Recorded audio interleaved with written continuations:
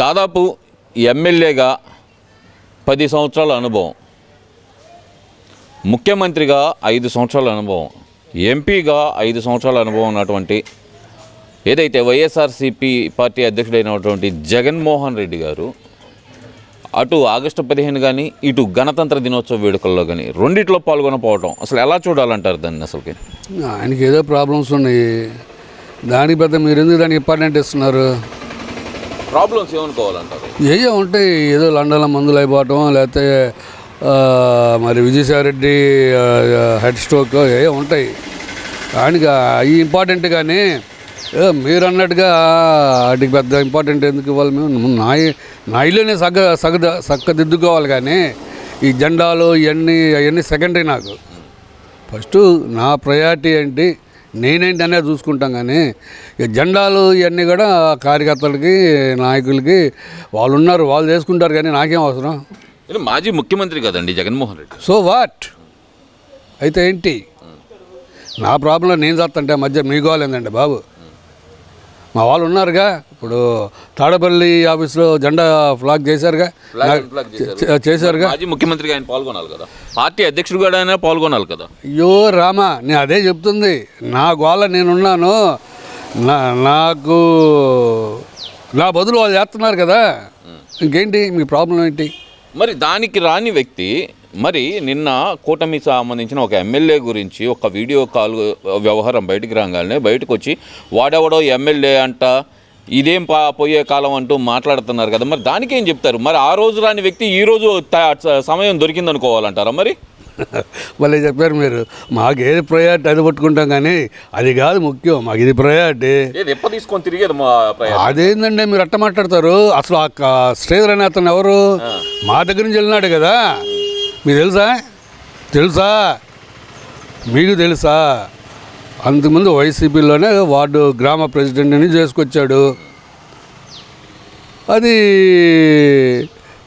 Janasena candidate లేక మేము ticket కుదరదన్నాము. Janasena ఆయన టికెట్ ఇచ్చిందని ఆయన అటు వెళ్ళాడు. ఆయనతో పాటు ఇంకో అతను కూడా వెళ్ళాడండి టీడీపీలోకి, రూపానందరెడ్డి అది ఉంది ఆయన పేరు. ఆయన అటు వెళ్ళాడు, ఈయన ఇటు వెళ్ళారు. పవన్ కళ్యాణ్ గారు మరి అయ్యగారి కథ తెలియదేమో టికెట్ ఇచ్చారు ఆయన గెలుపు కోసం. రూపానందరెడ్డి, నాగేంద్ర, తారతం చెట్టు నాగేంద్ర వీళ్ళందరూ కలిసి గెలిపించారు. తర్వాత ఇవన్నీ మామూలేగా. ఇప్పుడు ఆమె ఏం చెబుతుంది విన్నారా? అవన్నీ విన్నా నేను.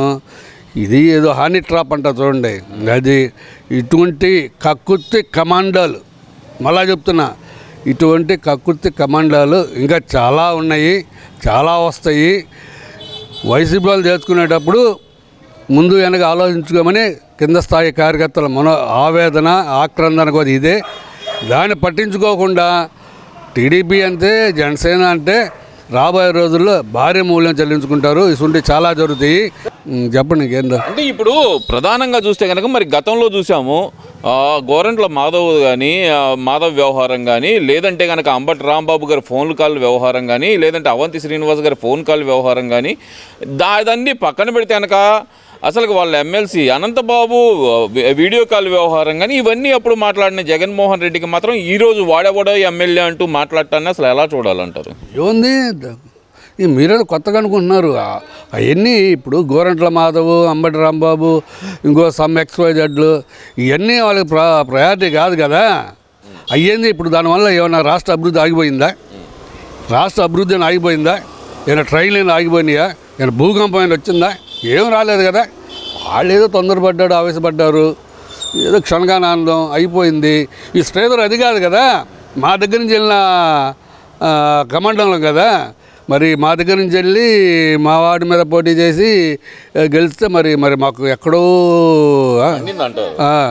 కదా. మరి ఆ మంట సగ ఏముంది దాంట్లో, ఇసుడి చాలా ఉన్నాయండి. వస్తాయి ఇప్పుడు బయట పడతానే ఉన్నాయి. అందుకనే మన చెంతుడైన ప్రభాకర్ గారు ఈ సున్నాలు కొద్దిగా ఆవేశపడితే అదేంతో పెద్ద భూతత్వంలో తప్పులా చూపిస్తున్నారు. ఇది ఆడి పరిణామాలు ఇవన్నీ కూడా. గుంటూరు జిల్లాలు కూడా ఉన్నాయి, మహానుభావులు ఎందరో ఉన్నారని అందరూ వస్తారు, కమాండాలు అందరూ కక్కుతారు. ఇవన్నీ ఒక ఎత్తండి. మరి తిరుమల లడ్డూలో కల్తీ జరగలేదు, మాకు క్లీన్ చిట్ ఇచ్చేసారని చెప్పి పేరు నాని గారు చెరగెట్టి చెబుతున్నారు కదా. మరి ఏ పేరుని తిట్టారు? ఏ చిట్టు క్లీన్ చిట్టు ఇచ్చింది? ఇంకోటి ఇచ్చిందంట కదా. ఏమో చూపిమను, ఏమి ఇచ్చింది చెప్పమను, ఏమని ఇచ్చింది? కొవ్వు, జంతువు కొవ్వు కలపలేదని ఇచ్చిందా? అసలు కల్తీయే జరగలేదని ఇచ్చిందా? అది నూనె లేకుండా, అసలు ఆవు పాలు లేకుండానే ఆవు నెయ్యి ఉందని లేదని చెప్పిందా? ఏం చెప్పింది? ఓకే, పేరు నాని అన్నాడుగా 4 కోస్తా, అది చేస్తాను, ఇది చేస్తాను, చంద్రబాబు పవన్ కళ్యాణ్ తప్పుడు వ్యాఖ్యలు చేశారన్నారు కదా. దమ్ముంటే పేరున నాని అండ్ బ్యాడ్జీ, మీకు దమ్ము ధైర్యం ఉంటే మీ భాషలో చెప్పాలంటే నాకు కొంచెం సంస్కారం అడ్డొస్తుంది, కానీ చంద్రబాబు మీద మన పవన్ కళ్యాణ్ మీద కేసు వేయండి. మీ కేసులు వేయడం అలవాటేగా, సుప్రీంకోర్టుకు హైకోర్టుకు. మీ ఆస్థాన విద్వాంసుడు ఉన్నాడుగా, లాయర్ గారు తెలుసుగా, ఆయనతో కేసులు వేయించండి. చంద్రబాబు అండ్ పవన్ కళ్యాణ్ మా ఇమేజ్ డ్యామేజ్ చేశాడు అని కేసులు వేయించండి. అది చేయరు. ఎంతసేపటికి మాకు క్లీన్ చిట్ ఇచ్చారు, మాకు క్లీన్ చిట్ ఇచ్చారని చెప్పుకుంటారు తప్పించి. కాకపోతే ఒక బాధాకరం ఏంటంటే తెలుగుదేశం పార్టీలో ఉన్న నాయకులందరికీ కూడా కొద్దిగా మీరు ఇది కట్ చేయొద్దు, వాళ్ళకి కొద్దిగా తోలుమందం. ఎందుకంటున్నానంటే సిట్టు నివేదికలో కల్తీ జరిగిందని చెప్తుంది. అవును, అది నూనె ఆవు నెయ్యే లేదు, నెయ్యి లేకుండానే కల్తీ జరిగింది అని స్పష్టంగా చెప్తుంటే పేరు నాని ఆ రకంగా చెలరేగుతున్నాడు. పేరు నాని కానీ కింద నుంచి టాప్ టు బాటం దాకా గోల్ చేస్తారు. చంద్రబాబు పవన్ కళ్యాణ్ మాకు క్షమాపణ చెప్పాలి, మాకు క్లీన్ సీట్ ఇచ్చిందని. వీళ్ళు ఎందుకు ఖండించట్లా? ఓరయ్యా తొర్రి పేరు నాని, నీకేం సీట్ ఇచ్చింది, నీకేం క్లీన్ సీట్ ఇచ్చింది? ఆవు పావులు లేకుండానే ఆవు నెయ్యి ఎలా తయారైంది ఆ విషయం మాట్లాడకుండా నువ్వేదో సోళ్ళు చెప్తావింది అని ఖండన ఏది? అధికార పార్టీ నుంచి ఖండన ఏది? స్పందన కరువు అయిందంటారు. ఏది స్పందన ఏదండి? వీళ్ళ హడావుల్లో వీళ్ళు ఉన్నారు, వీళ్ళ వ్యాపారాలు వీళ్ళు చేసుకుంటున్నారు, వాళ్ళతో వీళ్ళతో కుమ్మక్కు అవుతున్నారు, వ్యాపారాలు చేసుకుంటున్నారు, డబ్బున్న వాళ్ళకి పదవులు ఇస్తున్నారు, పార్టీని సంకనాకిస్తున్నారు. చేయగలిగింది ఏమీ లేదు. మరి ఓవరాల్గా చూస్తే కనుక తిరుమల లడ్డు ఇష్యూలో అసలు మరి తప్పెవరిది అనుకోవాలంటారు? అసలుకి ఏదైతే నివేదిక బయట పెట్టినా చంద్రబాబు నాయుడు గారిది అనుకోవాలంటారా? ల్యాబ్ రిపోర్ట్ బయట పెట్టిన చంద్రబాబు నాయుడు గారిది అనుకోవాలా? లేదంటే అసలు రిపోర్ట్ ఇచ్చిన ఎన్డీడీబీ ల్యాబ్ది తప్పు అనుకోవాలంటారా? చంద్రబాబు తప్పేంటి నాకు అర్థం కాల. మీరు అడిగిన క్వశ్చన్, చంద్రబాబు నాయుడు గారికి ఈ సిట్టు నివేదిక సంబంధం ఏమిటి?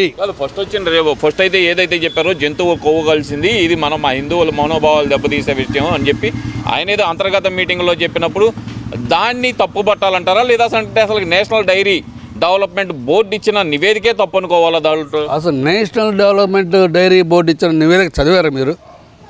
చదివారా? చదివానండి. ఏం చదివారు? దాంట్లో క్లియర్గా లాస్ట్లో 4 ఐటమ్స్ వచ్చినాయి.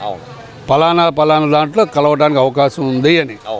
కలవడానికి కలుస్తుందని చెప్పలా, అవకాశాలు ఉన్నాయి, పాసిబిలిటీ దేర్. ఒకటి సోయా గింజలతో ఇవన్నీ మొత్తం 3, 4 నేను పొద్దున్న చూశాను నేను. మరి మీరు ఎవరిని తప్పు పట్టాలి? పోయి డైరీ వాడిని అడిగిన వాడిని, ఏందరు ఈ సిట్టు నివేదిక ఏంది, పాసిబిలిటీ ఉంది అన్నాడు, కానీ కలిపారని అనలేదు కదా. అంటే తీసుకెళ్ళింది అదే ఆయిల్ కదండి. అది ఆయిల్లోనే ఈ 4 రకాలలో ఏదో ఒకటి కలవడానికి అవకాశం ఉందన్నాడు. దాన్ని బట్టేగా మాట్లాడింది. మరి దాని గురించి మరి ఇంతమంది మాట్లాడుతున్నారు కదా, జగన్మోహన్ రెడ్డి ఎందుకని నోరు తెరవట్లేదు అంటారు?